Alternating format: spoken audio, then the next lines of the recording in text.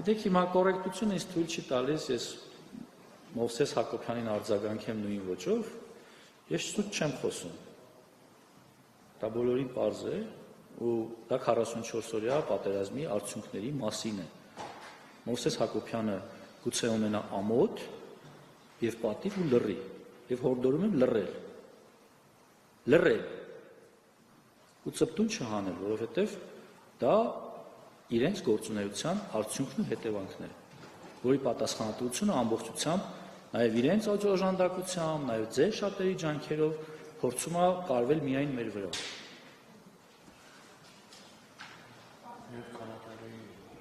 Անկեղծ ասած, ես պատարագի մասնակցում եմ այնտեղ, որտեղ ուզում եմ, եւ երկրորդ ես չունեմ ինֆորմացիա, որտեղ է վկայակոչվում Կտրիժ Ներսիսյանի անունը, որտեղ չի վկայակոչվում։ Եթե ես միտեղ մասնակցեմ, վստահ եղեք, որ չի վկայակոչվի։ Շնորհակալ եմ։